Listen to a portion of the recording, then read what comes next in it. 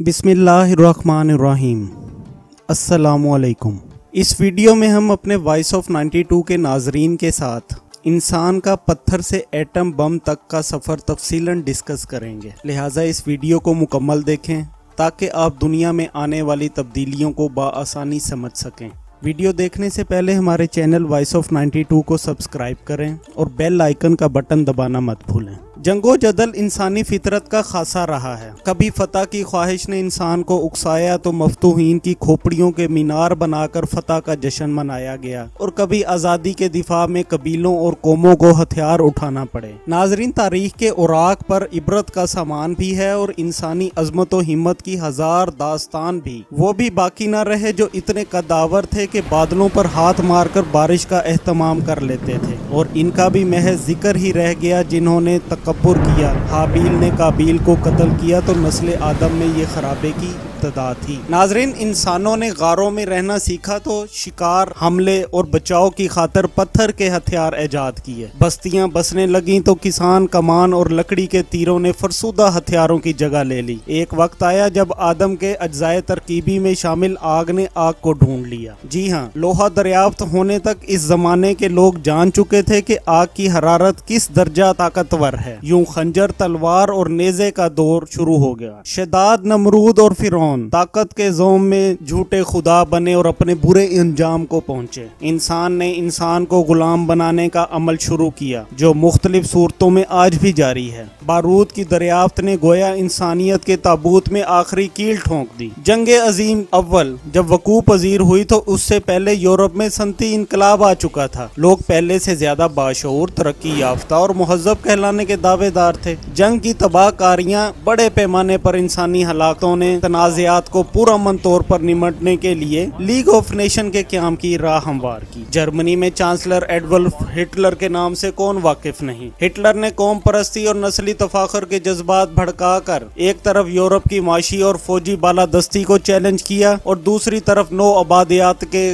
नाम पर गुलाम बनाई गई कौमों को आज़ादी की राह दिखाई। दूसरी जंगे अजीम का आगाज दर हकीकत पहली जंगे अजीम से सबक न सीखने का नतीजा था। लीग ऑफ नेशंस अमन की अहमियत उजागर करने में बुरी तरह नाकाम रही। जिस तरह आज के दौर में मोदी के जंगी जुनून का दिफा नहीं किया जा सकता, इसी तरह हिटलर के जंगी जुनून का भी हरगिज दिफा नहीं किया जा सकता। नाजरीन, दुनिया के एक से दूसरे सिरे तक 7 बरसों पर मुहित जंग ने ऐसे तबाह कुन असरात मुरतब किए जिनसे निकलने का आज भी कोई इम्कान नजर नहीं है। मिसाल के तौर पर यूरोप में तातारियों के हाथों यहूदियों का कत्ले आम ना होता तो शायद मशरिक़ वस्ता की सूरत हाल वो ना होती जो जमहूरियत की वजह से आज आलमी अमन के लिए शदीद खतरा बनी हुई है। बेशक जंगे अजीम दोम के बायस एशिया और अफ्रीका में लातादाद कौमों को यूरोप की गुलामी से निजात जरूर मिली, लेकिन पर्ल हार्बर पर जापानी हमले के जवाब में हिरोशिमा और नागासाकी पर अमरीकी एटमी हमले ने न सिर्फ इंसानियत का सर शर्म से झुका दिया बल्कि एक ऐसे खतरे की बुनियाद रख दी जो मुस्तकबिल करीब या मुस्तकबिल बईद में कुर्रे अर्ज को ऐसी खौफनाक तबाही से दोचार कर सकता है जिससे महफूज रहने के लिए कायनात के दूसरे सियारों पर जा बसने के इम्कानात तलाश किए जा रहे हैं। नाज़रीन, बढ़ते हुए जोहरी खतरात महज खदशा नहीं बल्कि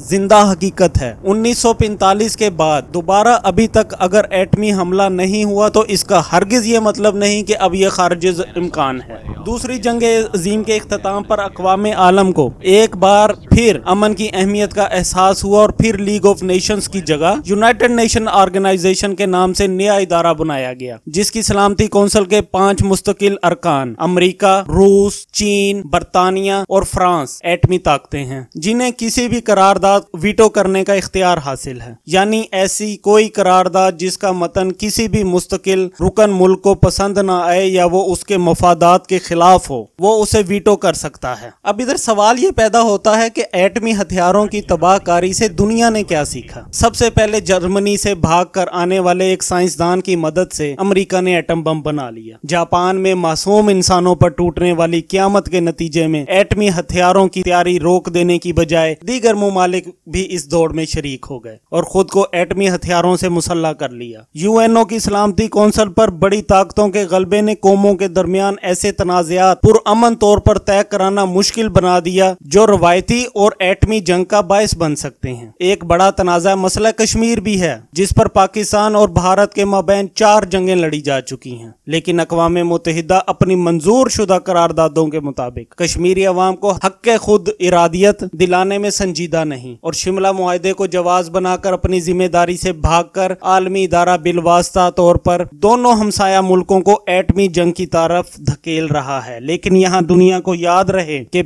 ये जंग पूरी दुनिया के लिए तबाहकुन साबित होगी। मशरक़ वुस्ता में दहशतगर्द रियासत इसराइल ने अमरीकी सरपरस्ती में फलस्तीनियों पर अरसा हयात तंग कर रखा है। इनकी जमीनों पर नाजायज कब्जा करके यहूदी बस्तियों की तामीर के साथ साथ मजलूम फलस्तीनियों की नस्ल कुशी खिते को एक ऐसे आतिशफिशा में तब्दील कर सकती है जिससे बह निकलने वाला लावा मुमकिन है पूरी दुनिया को अपनी लपेट में ले ले। दूसरी तरफ सऊदी अरब और ईरान को देख लीजिए कि उनके सियासी इख्तलाफात यमन, शाम और लबनान के हवाले से वक्त के साथ साथ शदीद से शदीद तर होते जा रहे हैं। आलमी इदारा यहाँ भी कोई जिम्मेदाराना किरदार अदा करने में कासिर है, जिसके बायस ये इम्कान रद्द नहीं किया जा सकता कि ईरान मुमकिन तौर पर एटमी ताकत बन जाए तो सऊदी अरब भी इसके जवाब में ऐसा ही करे, जबकि इसराइल पहले ही गैर एलानिया एटमी ताकत। इन हालात में ये सोचना होगा कि हम कहाँ खड़े हैं, हमें कहाँ जाना है और हम यहाँ पहुंचे कैसे हैं। नाजरीन, दुनिया में एटमी हथियारों की कुल तादाद 14,930 है, जिनमें से 7,000 रूस, 6,800 अमेरिका के पास हैं। इनके बाद बिलतरतीब फ्रांस, बरतानिया और चीन का नंबर आता है, जबकि पाकिस्तान और भारत भी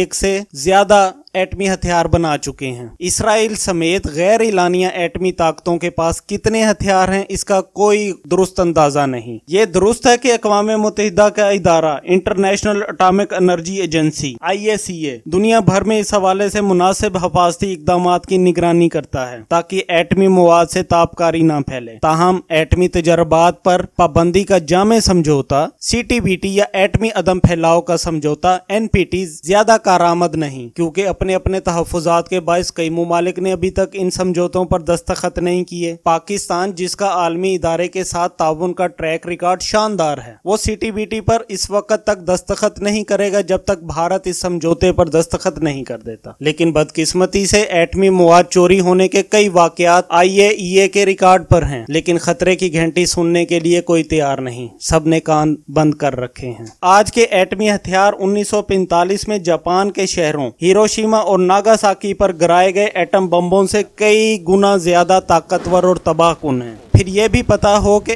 9 एटमी ताकतों के पास मौजूद कुल एटमी हथियारों में से 90% से जायद सिर्फ अमेरिका और रूस के असला खानों में मौजूद हैं, जिनमें 1800 वारहेड हाई अलर्ट पर दागे जाने के लिए मिनटों की वार्निंग के मुंतजिर हैं। जरा सा मुड़कर देखें, क्यूबा में रूसी मिसाइलों की तनसीब के मामले पर अमेरिका रद्द-ए-अमल किस कदर शदीद और जारहाना था। दुनिया तकरीबन तबाह होते होते रह गई। काबिल तवज्जो बात इधर यह है कि अगर एटमी हथियारों से लेस अक़वाम मुत्तहिदा को बर्बादी के इन देवताओं के शहर से आज़ाद नहीं कर लेती तो वाज़े तौर पर यह ख़तरा मौजूद है कि दीगर कौमें भी एक दिन एटमी हथियार हासिल कर लेंगी। बच निकलने की वाहिद जमानत यही है कि एटमी हथियारों के वजूद से बिला ताखीर जान छुड़ाई जाए, ताकि इनके फैलाव और इस्तेमाल का जरा बराबर भी इम्कान बाकी ना रहे। 2017 में अमरीकी साइंसदानों की तंजीम के जारी करदा अदादो शुमार के मुताबिक 9 एटमी ताकतों ने 2087 न्यूक्लियर टेस्ट किए, जिनमें से 1054 तजर्बात के साथ इंसानी हकूक का नाम नेहाद चैंपियन अमेरिका सरे फहरिस्त रहा। दूसरे नंबर पर रूस ने 715 तजर्बात किए। यह किस कदर खौफनाक बात है कि अपनी अपनी बर्तरी साबित करने की कोशिश में एटमी हथियारों ने माहौल का कुदरती तवाज़ुन बर्बाद करके रख दिया है। समंदरों में गूंगों की चट्टानें जो कभी फॉल्ट जोन्स को गैर मुतहर्रिक रखकर जल्जलों की रोकथाम में अहम किरदार अदा करती थीं, वो एटमी तजर्बों के जरिए तबाह कर दी गईं। माहौलियात से वाबस्ता साइंसी तहकीक के इदारे सख्त तशवीश जाहिर कर रहे हैं हैं। इनके ख्याल में अगर मजीद एटमी तजर्बात ना भी किए जाएं तो अब तक होने वाले नुकसान का अजाला मुमकिन नहीं, क्योंकि ताबकारी सदियों तक अपने असरात मुरतब करती रहती है। कम तबाही से ज्यादा तबाही फैलाने वाले हथियार बनाना अगर तरक्की है तो इनको अशरफुल मखलूकात कहलाने के दावे से दस्तबरदार हो जाना चाहिए। मोहतरम कायरीन, दुनिया को मुसलसल खौफ में मुब्तला रखना हरगिज दानिशमंदी नहीं। जो कीमती वसाइल एटमी हथियारों की तैयारी, जखीरा अंदोजी और देखभाल पर खर्च किए जा रहे हैं वो बनिए नो इंसान की बेहतरी और भलाई के कामों पर खर्च किए जाएं तो कुर्रे अर्ज़ से भूख, बेरोजगारी, गुर्बत, जहालत और बीमारियों का खात्मा यकीनी तौर पर मुमकिन है। मगर अफसोस बदकिस्मती ये है कि एटमी हथियारों की मालिक बड़ी ताकतें दुनिया को पूरा मन बनाने में संजीदा नहीं। लेकिन खुशकिस्मती ये है कि गैर सरकारी सतह पर इंसानियत खुद को एटमी खतरे से महफूज रखने के लिए भरपूर तौर पर सरगर्म अमल है। Subscribe to our channel by clicking the subscribe button. Click the bell button and enjoy the latest uploads from our channel.